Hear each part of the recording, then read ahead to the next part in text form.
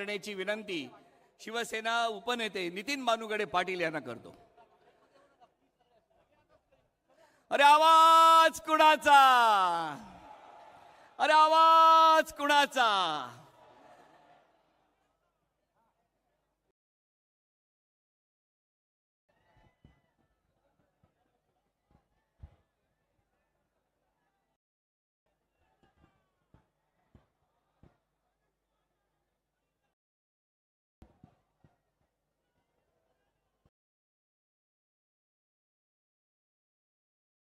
मराठी माणसाचा जन्मच मुळात विजांच्या कडकडाटात आणि तोफांच्या गडगडाटात झालाय. आगीशी खेळणारी माणसं आम्ही, पाण्याला भिवून पळणार नाही याची साक्ष देणारा हा दसरा मेळावा आहे. महाराष्ट्राचं कुलदैवत छत्रपती शिवाजी महाराज, वंदनीय हिंदुहृदय सम्राट शिवसेना प्रमुख बाळासाहेब ठाकरे, आदरणीय पक्षप्रमुख उद्धवजी ठाकरे, युवासेना प्रमुख आदित्यजी ठाकरे, मंचावर उपस्थित शिवसेनेचे सर्व नेते, उपनेते आणि गेली 58 वर्ष शिवसेनेसाठी प्रत्यक्ष आपलं योगदान देणारे तमाम शिवसैनिक. महाराष्ट्र मराठी मनांचा मावळ मातीचा महाराष्ट्र, भक्तीच्या ऐलतीराचा, शक्तीच्या पैलतीराचा महाराष्ट्र, माती धुमसणाऱ्या तेजोमय रक्तीला कुमकुम करंडकाचा महाराष्ट्र, गरजा महाराष्ट्र माझा मनत स्वाभिमानी मराठ्यांचा अभिमान, ज्वलंतानी जिवंत ठेवणाऱ्या जगदंबा पोत उरात गुण घोंगावणाऱ्या वादळाचा माझ्या शिवरायांचा महाराष्ट्र. पण हाच महाराष्ट्र लुटण्याची, मुंबई काबीज करण्याची, महाराष्ट्राला खिळखिळ करण्याची दिवा स्वप्न अनेकांनी बघितली.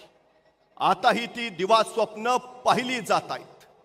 पण त्यांना माहिती आहे यांच्या पुढे ढाल म्हणून उभा आहे ती शिवसेना. आणि यांना कळून चुकलं, जोपर्यंत शिवसेना नावाचा अडथळा दूर करत नाही, जोपर्यंत उद्धवजी ठाकरे यांना मुख्यमंत्री पदावरून बाजूला सारत नाही, तोपर्यंत आपले मनसुबे पूर्णत्वाला जाणार नाहीत. आणि म्हणूनच त्यांनी डाव आखला, डाव साधला. दिल्ली पुढे मुजरे करणारे हुजरे इथं तयार झाले आणि शिवसेना फोडली गेली. शिवसेना फुटल्याने काही ना आनंदाच्या उकळ्या फुटल्या. आता शिवसेना संपणार. अरे हट, शिवसेना संपत नसते, शिवसेना संपवत असते. शिवसेना संपवणारे संपले, पण महाराष्ट्र द्रोह्यांना गाडून उद्धवजींच्या नेतृत्वाखाली ही शिवसेना मजबूतीनं तशीच उभा आहे. हे तेच मैदान आहे, ही तीच शिवसेना आहे आणि हा तोच दसरा मेळावा आहे. आणि महाराष्ट्र द्रोही रावणाचं दहन करणारे हे तेच शिवसैनिक आहेत. पण हे सगळं करून तुम्ही साधलं तरी काय? बेदिली, फसवणूक, विश्वासघात, उन्माद, अहंकार, माज याला पुरता ऊत आला. अवघ्या राजकारणाचा तुम्ही चिखल केला. नैतिक मूल्य, ध्येय, धोरण, विचार, तत्व सगळे वाऱ्यावर उडून गेली. सत्ता आणि मत्ता एवढंच अंतिम ध्येय झालं. राज्य व्यवस्थेच्या पायाशी नैतिक मूल्यांचं अधिष्ठान असावं लागतं. राज्य व्यवस्थेच्या पायाशी सत्य, न्याय, विश्वास आणि शिव ही नैतिक मूल्य जर नसतील तर ती व्यवस्था न राहता तो जंगलचा कायदा होतो आणि तिथं नागरिक नव्हे तर गुलाम तयार होतात. आमचा प्रवास त्या दिशेने चाललाय. सत्तेच्या सामर्थ्यानं सर्वसामान्यांचे कान इथं आता पिळले जात आहेत. इथं झालं काय? नुसत्या योजना फुगल्या, पण विकास कुठे आहे? तुम्ही 1500 रुपये खात्यावर जमा केले, पण जगणं महाग करणारी महागाई कमी करू शकलात? पुरोगामी म्हणवल्या जाणाऱ्या महाराष्ट्रामध्ये आज लाडकी बहीण योजनेची नुसती जाहिरातबाजी चालू आहे. इव्हेंटवर कोट्यावधी रुपये खर्च केला जातोय. हा जाहिरातबाजीचा खर्च जर वाचवला असता तर लाडक्या बहिणींना 1500 नव्हे 3000 रुपये देता आले असते. पण तुमचा देण्यावर नव्हे दाखवण्यावर भर आहे, हे सिद्ध झालं. महाराष्ट्रात 83 लाख मुली शिक्षण प्रवाहाच्या बाहेर फेकल्या गेल्या, पण यांना त्यांचं काही नाही. खरं तर NCRBच्या अहवालानुसार गेल्या वर्षात तब्बल 47,000 महिला अत्याचाराचे गुन्हे दाखल झाले. बदलापूर, बोबदेव घाट, नागपूर, कोल्हापूर, नवी मुंबई वृत्तपत्रात रोज महिला अत्याचाराच्या बातम्या. जगातला पहिला सर्जिकल स्ट्राईक छत्रपती शिवाजी महाराजांनी केला. शाहिस्ताखानाची बोट छटली आणि वाऱ्यासारखे आलेले महाराज तीरासारखे निघाले. काही वेळानंतर लाल महालातला गोंधळ संपला आणि शाहिस्ताखानाची बेगम धावत धावत शाहिस्ताखानाकडे आली. हुजूर, हमारी बेटी गायब है, हमारी बेटी गायब है. आणि त्यावेळी शाहिस्ताखान तिला म्हणाला, शिवाजी राजांची माणसं आपल्या पोरीला पळवणार नाहीतच, पण जर चुकून तसं काही घडलं असेल तर बेफिक्र रहा, शिवाजी राजे पोटच्या लेकीसारखीच तिची काळजी घेतील. हे महाराष्ट्राचं चारित्र्य आहे. पण सत्ताधारी आमदार आणि मंत्रीच महिलांबद्दल अपशब्द उच्चारत असतील तर या सरकारकडून अपेक्षा तरी काय बाळगायच्या, हा सगळ्यात महत्वाचा प्रश्न आहे. गेल्या काही वर्षात महाराष्ट्रातल्या तब्बल 25,000हून अधिक महिला आणि मुली गायब झाल्या. पण यांना काही सोयर सुतक नाही, काही सोयर सुतक नाही. किसान सन्मान निधीचे 6,000 तुम्ही दिले खरे, पण महाराष्ट्रातल्या शेतकऱ्यांच्या आत्महत्या कमी झाल्या. 3 महिन्यात 517 शेतकऱ्यांनी आत्महत्या केल्या. रोज 6 ते 7 शेतकरी महाराष्ट्रातले आत्महत्या करताय. उद्धवजी ठाकरे मुख्यमंत्री होते, त्यांनी पहिल्या मंत्रिमंडळ बैठकीत विनाशर्त 2 लाख रुपयांची कर्जमुक्ती केली. नियमित कर्ज भरणाऱ्याला 50,000 रुपयांचं अनुदान दिलं. पण या सरकारनं अजूनही ते 50,000चं अनुदान दिलेलं नाही. नैसर्गिक आपत्तीची नुकसान भरपाई मिळालेली नाही. 1 रुपयात पीक विम्याचे ढोल वाजवले गेले खरे, पण पीक विमा सुद्धा शेतकऱ्यांपर्यंत पोहोचला नाही. परवा एका शेतकऱ्यानं जिल्हा पोलीस अधीक्षकांकडे अर्ज केला, मला पीक विम्याचे पैसे मिळालेत, ते पैसे घरी न्यायला मला पोलीस संरक्षण हवंय. त्या पोलीस अधीक्षकानं आश्चर्याने विचारलं, किती पैसे मिळालेत? आणि तो शेतकरी म्हणाला, 27 रुपये.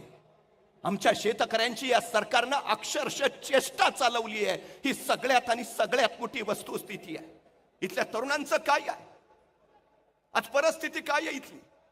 महाराष्ट्रात 42% तरुण पूर्ण बेरोजगार आहेत. परवा पोलीस भरती निघाली, जागा 6,000, अर्ज झाले 7 लाख. 3 विभागाच्या भरत्या निघाल्या, जागा 23,000, अर्ज झाले 35 लाख. एक तरुण एका चौकात उभा राहून तावानं सांगत होता, हे सरकारनं महागाई वाढवली, या सरकारनं बेरोजगारी आणली, हे सरकार काही कामाचं नाही, हे सरकार बिनकामाचं. बघता बघता पोलीस आले, त्या तरुणाला धरून नेलं आणि त्या तरुणानं पोलीस स्टेशन मध्ये गेल्यावर विचारलं, मला इथं का धरून आणलंय? तसे ते पोलीस म्हणाले, तुम्ही सरकारच्या विरोधात बोलताय. तसा तो तरुण म्हटला, अहो मी आपल्या सरकारबद्दल बोलत नव्हतो, मी पाकिस्तान सरकारबद्दल बोलत होतो. तसे ते पोलीस इन्स्पेक्टर म्हटले, आम्ही काय तुला वेडे वाटलो का? आम्हाला माहित नाही का कुठलं सरकार बिनकामाचं आहे ते? आज सगळ्यांची परिस्थिती आहे, सगळ्यांना जे झालंय ते माहिती आहे. पण आज नेमकी परिस्थिती काय, कुठल्या दिशेने आम्ही चाललो आहे, याचा विचार आम्ही प्रामुख्यानं करायला हवा. उद्धवजी ठाकरे मुख्यमंत्री होते, महाराष्ट्रातला एकही उद्योग गुजरातला गेला नाही. पण आता रोज एक उद्योग गुजरातला निघालाय. तुम्ही महाराष्ट्र सरकार चालवताय का गुजरात साठी सरकार चालवताय, हा सगळ्यात मोठा प्रश्न इथल्या जनतेच्या पुढे आहे. आमच्या पोरांच्या हाताला काम नाही, पोरं बेकार म्हणून फिरतायत महाराष्ट्रात. आज महाराष्ट्रावर 7,82,000 कोटीचं कर्ज आहे. 56,000 कोटी नुसतं व्याज भरतोय. हे सरकार जाईल तेवढी महाराष्ट्रावर 8.25 लाख कोटीचं कर्ज करून जाईल. महाराष्ट्रातल्या प्रत्येक व्यक्तीच्या डोक्यावर या सरकारनं 65,000 रुपयांचं कर्ज करून ठेवलंय. मग कर्ज झालेले हे कर्जबाजारी तरुण चाकरी करायला काय गुजरातला जातील का? पुन्हा आमच्या वाट्याला मुंबई तुमची तर भांडी घासा आमची. अरे यासाठी 105 हुतात्म्यांनी बलिदान देऊन संयुक्त महाराष्ट्र मिळवला का? पण या सरकारनं हा महाराष्ट्र भावनिक दृष्ट्या आणि सामाजिक दृष्ट्या संयुक्त ठेवलाय कुठं? जातीत भांडणं लावली, धर्मात भांडणं लावली. तुम्ही टिकणारा मराठा आरक्षण देणार होता, काय झालं त्याचं? काय झालं धनगर आरक्षणाचं? काय झालं आदिवासी ओबीसींच्या प्रश्नाचं? हा सगळ्यात महत्वाचा प्रश्न आहे तो आहे. महाराष्ट्र छत्रपती शिवाजी महाराजांचा 18 पगड जातीचा एकसंघ महाराष्ट्र यांनी अक्षरशः तुकड्या तुकड्यात विभागून ठेवलाय. युगप्रवर्तक छत्रपती शिवाजी महाराज ज्यांनी राष्ट्र उभा केलं, पण छत्रपती शिवाजी महाराजांचा राजकोट इथला पुतळा सुद्धा हे नीट उभा करू शकले नाहीत. 8 महिन्यात राजकोटचा छत्रपतींचा पुतळा कोसळला. पुतळा नव्हे, महाराष्ट्र धर्म कोसळला. पुतळा नव्हे, महाराष्ट्राची अस्मिता कोसळली. पुतळा नव्हे, इथली नैतिक मूल्य ढासळली. 350 वर्षापूर्वी छत्रपती शिवाजी महाराजांनी सिंधुदुर्ग किल्ला उभारलाय. 350 वर्ष झाली तो लाटांचे तडाखे खातोय. त्या लाटांच्या तडाख्यांनी सिंधुदुर्गाची दगड झिजलीत, पण 2 दगडांना सांधणारा चुन्याचा चिरा मात्र अजून जसाच्या तसा आहे. दगड झिजत 2-2 इंचात गेलीत, चुन्याचा चिरा मात्र जसाच्या तसा. मी निष्ठा त्या चुन्याच्या चिऱ्याला मानतो. दगड झिजतील पण निष्ठा नाही. त्या निष्ठेनं आता महाराष्ट्र धर्मासाठी उभा राहायचा आहे. खर तर स्वराज्याची मशाल विझवण्याचे प्रयत्न वारंवार झाले.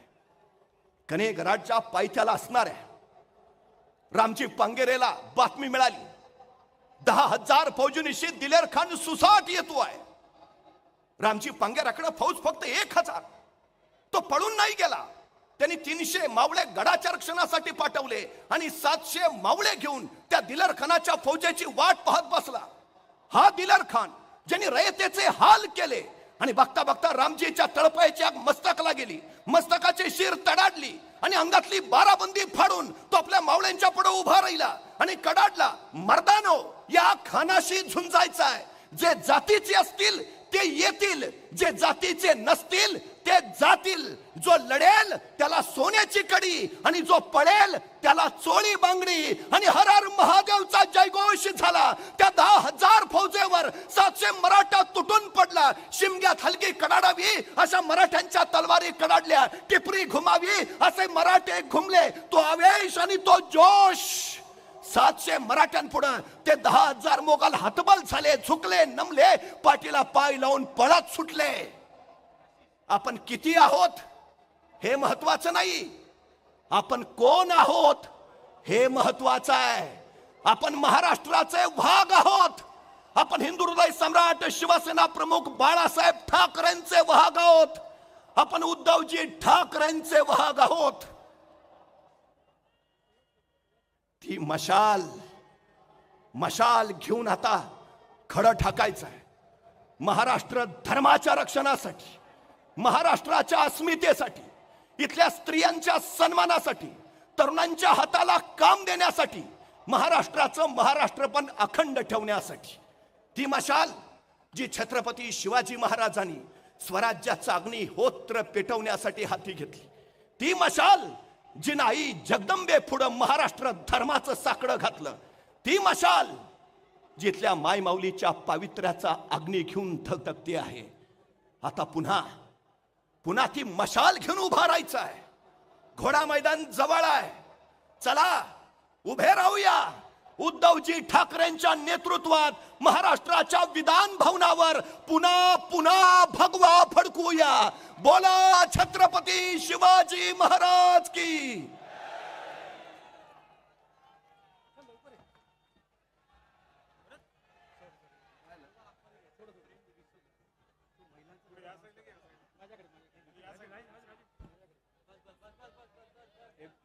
तो कोऑर्डिनेट करतोय.